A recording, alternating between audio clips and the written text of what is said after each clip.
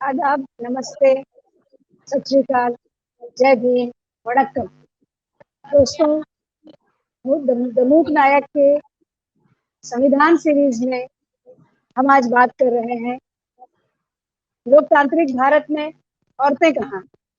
और आज हमारी खास मेहमान हैं डॉक्टर लता प्रतिभा मधुकर, जो महाराष्ट्र में टिस्ट से पीएचडी हैं, सामाजिक पर्यावरण एक्टिविस्ट हैं और बहुजन फेमिनिस्ट हैं।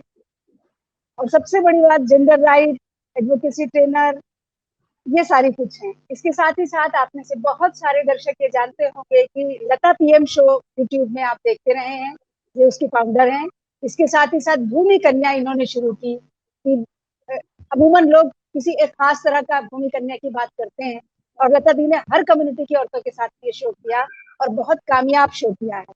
और आज हमारे साथ हमारी ये खास मेहमान लता दी, हम आपका बहुत बहुत स्वागत करते हैं। वेलकम, स्वागतम, खुशामदीद। और दमूक नायक के दर्शकों की तरफ से आपको सलाम। और हम बातचीत शुरू कर रहे हैं।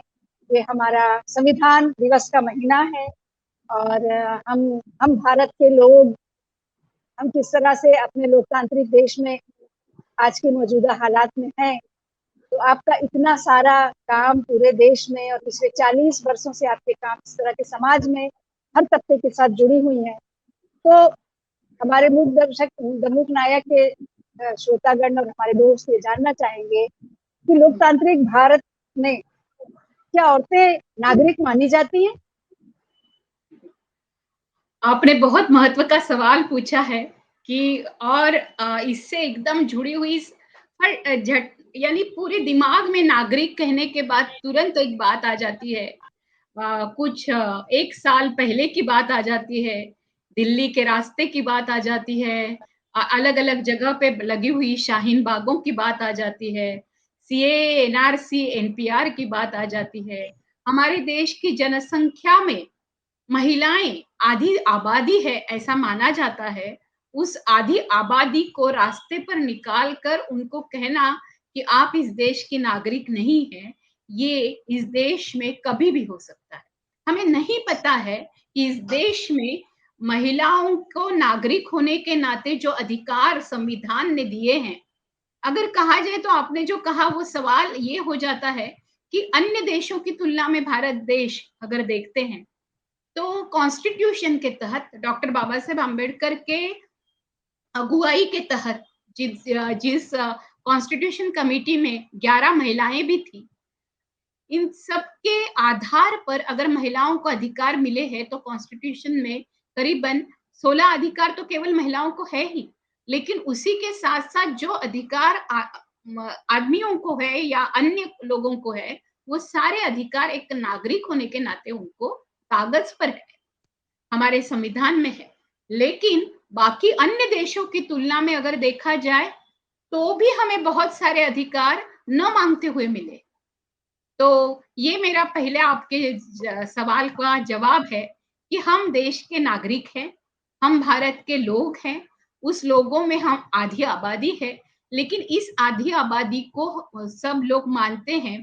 पूरी पितृसत्ता व्यवस्था इस देश में है और इसलिए एक संविधान को न मानते हुए उस आधी आबादी के जन्म का जश्न बहुत कम घरों में मनाया जाता है और ज्यादातर से लोग महिलाओं को बोझ मानते हैं। इस देश का समुदाय, इस देश की जातियां, इस देश के धर्म, इस देश की प्रथाएं, इस देश की परंपराएं, इस देश की संस्कृति और इस देश में बना हुआ पूरा माहौल महिलाओं को नागरिक मानने के लिए अभी भी मानसिक रूप से तैयार है।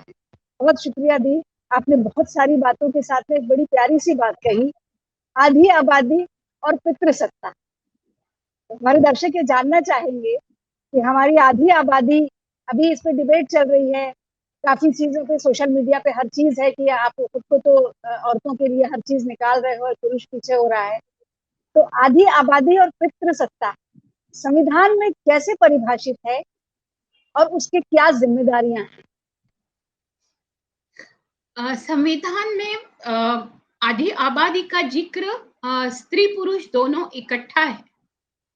आधी आबादी का जिक्र कमजोर तबका करके नहीं है और ना ही ये माना जाता है कि स्त्री और पुरुष दोनों या फिर अन्य भी, जिसको हम ट्रांसजेंडर कहेंगे, एलजीबीटीक्यू कम्युनिटी कहेंगे, ऐसे भी बहुत अलग अलग तरीके से डाइवर्सिटी में बटे हुए काफी सारे लोग, जिन लोगों को हम नहीं कह सकते हैं कि वो थर्ड जेंडर है या कुछ इस तरीके से, हम ये कहना चाहते हैं कि कौन तय करेगा first gender, second gender, third gender? हमारी कॉन्स्टिट्यूशन नहीं कहती है ऐसा कुछ, वो भेद जी नहीं करती है। इसलिए पितृसत्ता के तहत इस तरीके का जेंडर भेद किया गया है। हालांकि हमारे इसमें कॉन्स्टिट्यूशन में स्त्रियों के नाते लेकिन ये माना गया है कि स्त्रियों को हमेशा पिछड़ा रखा गया है और उसके लिए बहुत सारे प्रावधान होंगे। वो प्रावधान 5 मूल्यों के आधार पर किए गए हैं जुलेखा जी, जो आप भी जानती है, हम दर्शकों से बात कर रहे हैं। तो वो है एक समता, इक्विटी यानी जी न्याय के तौर पे। दूसरा है इक्वालिटी यानी समानता। तीसरा है फ्रैटर्निटी यानी मैत्र, मैं उसको हमेशा मैत्र कहती हूँ, बंधुता या बंधुभाव नहीं कहती हूँ, क्योंकि बंधु ये शब्द ब्रदर पुरुष का जी ट्रांसलेशन है। हाँ, जी भाई का ट्रांसलेशन है। और फ्रैटर्निटी ये शब्द एक एकात्म या मैत्र की बात करते हैं। तो मैं उसका ट्रांसलेशन, अनुवाद हमेशा मैत्र पर करती हूँ या दोस्ती पर करती हूँ। तो ये जो दोस्ताना वाला मूल्य है वो है। और ये जो है धर्मनिरपेक्षता, ये वाला एक मूल्य है जो सेक्युलरिज्म जो बाद में ऐड किया गया। तो हम, और सबसे बहुत महत्वपूर्ण, जो कि इस देश की नहीं पूरे विश्व की महिलाएं मांगती आई है, वो है आजादी। और आजादी के तौर पर, इन 5 मूल्यों के तौर पे हम लोगों ने ये देखा है कि ये संविधान इन मूल्यों के आधार पर बना है और उसी के आधार पर महिलाओं के अधिकार भी तय हुए हैं। और जहां जहां इन आधारों को कुचला गया है, वहां वहां जिस तबके को कमजोर माना गया है, वैसे ही महिलाओं को भी उनके कुचले गए अधिकारों के तहत कमजोर माना गया है। वो जी कहीं भी एक जन्म होते हुए ही पुरुष के मुकाबले में अबला है या कमजोर है, ऐसा संविधान नहीं कहता। जी बिल्कुल सही कहा आपने लता दी। संविधान ने तो गैर बराबरी नहीं की, समता और समानता की बात की। तो समता एक चीज नहीं है, समता अलग है, समानता अलग।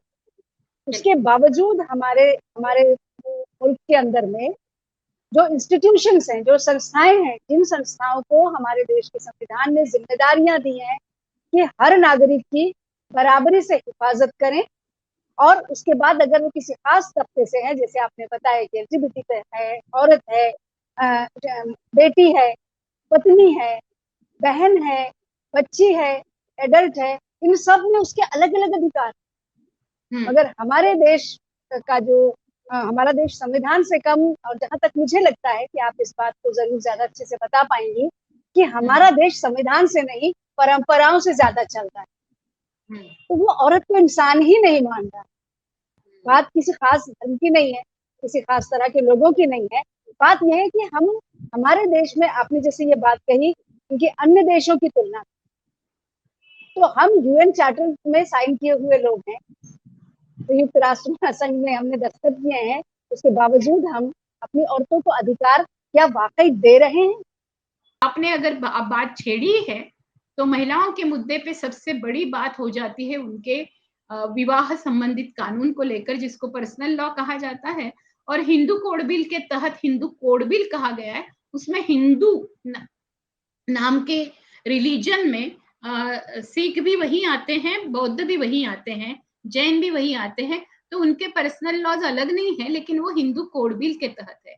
हम सबके लिए अगर एक कानून है, तो वो है स्पेशल मैरिज एक्ट, जो यूनिवर्सल कानून है।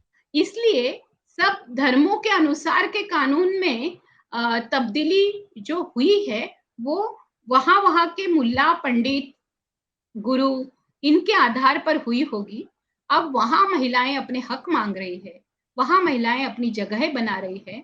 वो भी अधिकार संविधान में है कि आप आपके तबके में, आपके दायरे में, आपके परिवेश में और आपके कौम में, आपके धर्म में आपके अधिकार मांग सकते हो। जी, बहुत अच्छी बात आपने की।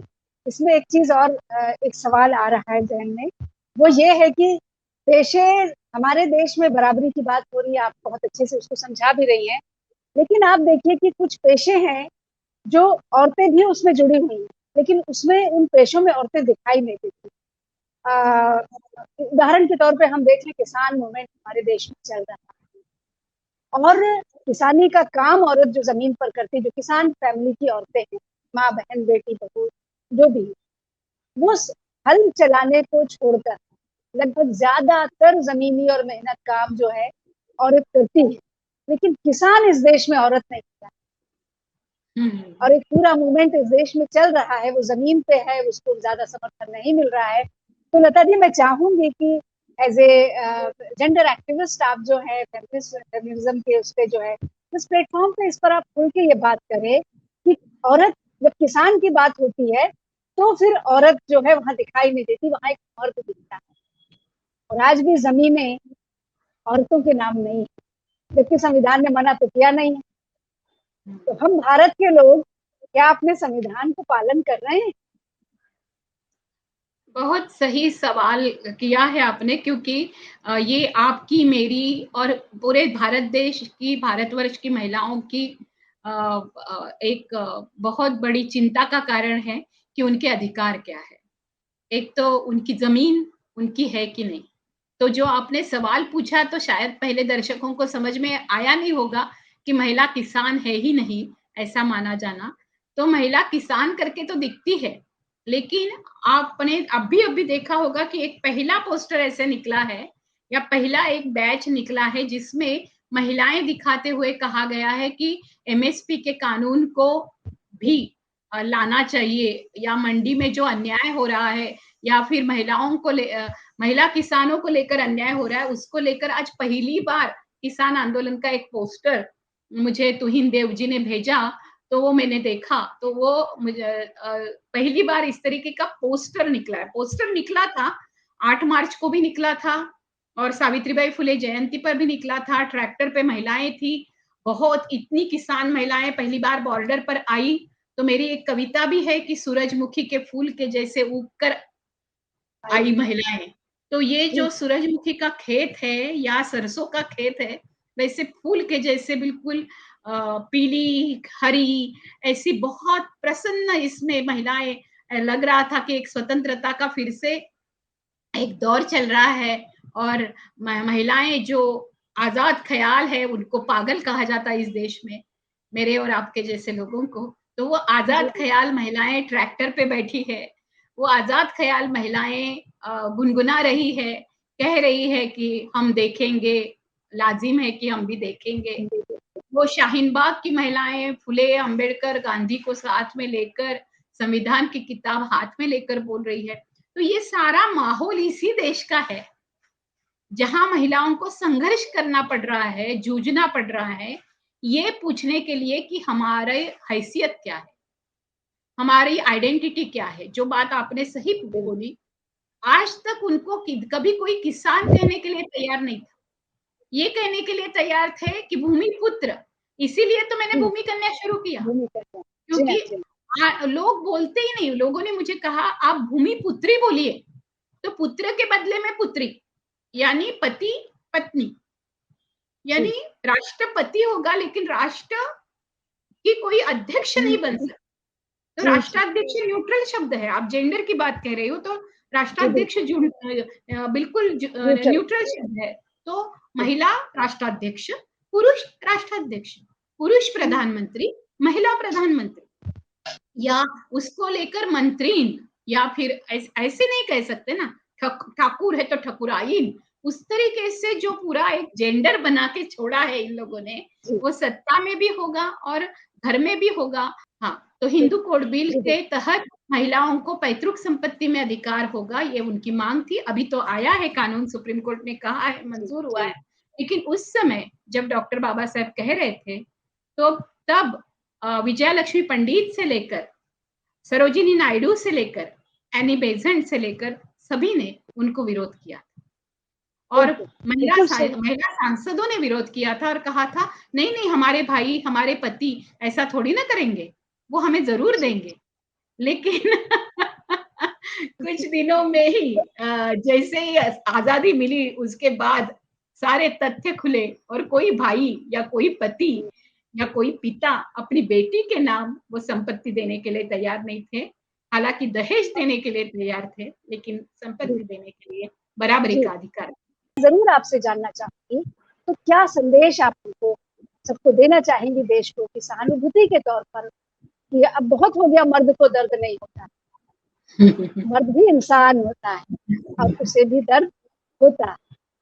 तो आपसे चाहूँगी कि एक पैगाम हम दें कि अपनी औरतों को, अपने भाइयों को, अपने बेटों को कि वो औरत को इंसान समझे, सरकारें औरत को नागरिक समझें, जुडिशरी औरत को विक्टिम भी समझे और पुलिस उसकी प्रताड़ना पे भी जो है लगाम लगे। तो ऐसा कोई संदेश दमुक नायक के दर्शकों को, हमारे श्रोताओं को आप हमारे ज़रिए दें कि ये क्या हो सकता देखिए मूकनायक में मुझे बुलाया और मूकनायक ये डॉक्टर बाबा साहेब अम्बेडकर के एक जो नियतकालिक था उसका है? शीर्षक भी रहा है और मैं जी, हमेशा मीना कोटवाल जी का शुक्रिया अदा करती आई हूँ और अभिनंदन भी करती आई हूँ कि उन्होंने इस तरीके से एक फोरम बनाया जो आप सब लोग उसमें हो और द मूकनायक जो चल रहा है उसको भी मैं बहुत महत्वपूर्ण एक पहल मानती हूँ आज के दौर में, जबकि संविधान खतरे में है। ये बात कह दूँ कि 1949 में जब हमारे हाथ में संविधान आया, तो 3 चीज़ें बहुत महत्वपूर्ण महिलाओं के हाथ में आई। एक तो ये है कि महिलाएँ एक इंसान है, दूसरी ये कि महिलाएँ स्त्री और पुरुष इन दोनों को जिस तरीके से माना जाता था आज तक मनुस्मृति के तहत या कोई भी धर्म ग्रंथों के तहत, उस तरीके से वो आधी नहीं है, यानी उसका मत आधा नहीं है, उसका मत पूर्ण व्यक्ति के तौर पे माना जाना चाहिए। तो उसके मत को, अर्धांगिनी नहीं है। उसके वोट को वो माने अधिकार है, एक तो मतदाता हाँ? आप ये कहना चाह रही कि वो अर्धांगिनी नहीं है, वो पूरे पूरे अंग वाली है नहीं, और नहीं, मैं दोनों ये पूरे हैं। अर्धांगिनी वाली बात नहीं कह रही हूँ। बहुत सारे देशों में ऐसा है कि जब आप राजनीतिक तौर पे वोट देने जाते हो, तो आपका वोट आधा माना जाता है। ऐसे हमारे देश में नहीं है। जी, जी, हमारे जी, देश जी। में डॉक्टर बाबा साहेब अम्बेडकर ने अन्य देशों के घटनाओं का पूरा अध्ययन करते हुए इस देश में एक संपूर्ण नागरिक के तौर पे महिलाओं को व्यक्ति जी, करके मत दिया है, मत का अधिकार दिया है, मतदान का। तो वो मतदाता है, वो नागरिक जी, है, वो एक पूर्ण व्यक्ति है और एक व्यक्ति होने के नाते, नागरिक होने के नाते, मतदाता होने के नाते उनको वो सारे अधिकार है जो अधिकार किसी भी पुरुष को है और इसलिए वो इलेक्शन लड़ सकती है, वो शिक्षा प्राप्त कर सकती है, वो कौन से भी ओहदे पे जा सकती है, उसके किसी भी ओहदे पे वो महिला है करके उसको नकारा नहीं जा सकता है। अब बात आती है धर्म और जाति की जिसको लेकर द मुकनायक काम करता है और मुकनायक चैनल के तहत बहुत सारे ऐसे जो दबी हुई आवाज़ है, उनका आवाज़ बनने का ये जो बहुत बड़ा प्लेटफ़ॉर्म है, तो उसमें खास तौर पे जाति के आधार पर, धर्म के आधार पर महिलाओं के साथ बलात्कार किए जाते हैं। जैसे आपने बताया उस तरीके से महिलाएँ घर में भी सुरक्षित नहीं है। लेकिन ऐसे भी है कि मर्दों को भी दर्द होता है। तो इन दोनों को, दोनों आबादी को इंसान समझो भाई। प्रेम से कहो इंसान है। आप उस तरीके से एक दूसरे को ना प्यार की आज़ादी दे रहे हो, उस वहाँ आप लव जिहाद करते करके कुछ कौमों के बच्चों को, लड़कों को, लड़कियों को पकड़-पकड़ कर मार रहे हो, तो ये भारत का संविधान नहीं कहता है। भारत का संविधान प्यार की आज़ादी भी 18 और 21 साल, 18 साल की लड़की और 21 साल का लड़का होने के बाद अपनी मर्ज़ी से शादी करने का अधिकार देता है। हम अगर औरतें हैं ना, तो हमारे पास एक बहुत अलग तरीके का जिगर है और वो जिगर जी, ये है कि हम न हमारे पूरे घर का विस्तार करना चाहते हैं, उसको संकुचित रखना नहीं चाहते। हम देश बिल्कुल। का भी विस्तार करना चाहते हैं, उसको संकुचित करना नहीं चाहते। तो जिनके नाम आपने सबके गिने, वो सारी महिलाएँ, उनको सलाम करते-करते हैं हम कह और कितनी सारी महिलाएँ फातिमा शेख को लेकर देखिए, कुरत्तुल ऐन हैदर को देखिए, इस्मत चुगताई को देखिए और मैं तो हमेशा शुक्रगुज़ार रहती हूँ कि इतना खूबसूरत साहित्य जिस तरीके से हमारे देश में आया वो सबसे ज़्यादा बिल्कुल, मुस्लिम महिलाओं ने लिखा हुआ साहित्य है और ऐसे संगीत है। सिख महिलाओं ने लिखा हुआ साहित्य है, अमृता प्रीतम को देखिए, तो हमारे सारे लोगों की ज़ुबान हमारी एक है, तो हम लोग सारी जो महिलाएँ हैं, सब आ जाएँ एक रास्ते पे और एक-दूसरे बिल्कुल, के साथ हमसफ़र बने संविधान के रास्ते। अंधेरा है मगर वो सुबह कभी तो आएगी और ये बिल्कुल, सुबह हम ही लेकर आएँगे। बिल्कुल। बहुत-बहुत शुक्रिया लता दी। द मूक नायक के तमाम दर्शकों को, दोस्तों को संविधान दिवस की बहुत-बहुत शुभकामनाएँ। हम सब जल्द ही दोबारा मिलेंगे और फिर मिलेंगे, फिर अगले एपिसोड में मिलेंगे लता दी के साथ बात करके, लता दी से बहुत सारी चीज़ें जानकर, संविधान को जान सो समझ कर अब हमें ये प्रण इस बार के संविधान दिवस में लेना होगा कि हम अब संविधान को भी समझेंगे। क्योंकि अभी तक हमने देश से सिर्फ लिया है, हमें नौकरी दे दे देश, हमें शिक्षा दे दे, हमें भोजन दे दे, हमें रोटी दे दे, हमें परंपरा दे दे, हमें सुरक्षा दे दे। लेकिन हमें संविधान को पढ़ना पड़ेगा कि हम भिखारी नहीं हैं, हम मालिक हैं इस देश के, हमने नौकर चुन के रखे हैं, हमने चौकीदार चुन के रखे हैं और उनको तनख्वाह देकर 5 साल में हमें बाहर करना होता है। तो ये राजा बने बैठे हैं, तो राजतंत्र में नहीं है, न ही प्रजातंत्र है भारत में। भारत में लोकतंत्र है, जमहूरियत है, डेमोक्रेसी है। तो डेमोक्रेसी ज़िंदाबाद, जमहूरियत ज़िंदाबाद, दोस्ती ज़िंदाबाद, औरतों मर्दों की एकता ज़िंदाबाद। बहुत शुक्रिया लता दी, उपनायक के बिल्कुल, दोस्तों बहुत शुक्रिया। बिल्कुल। जल्दी मिलेंगे।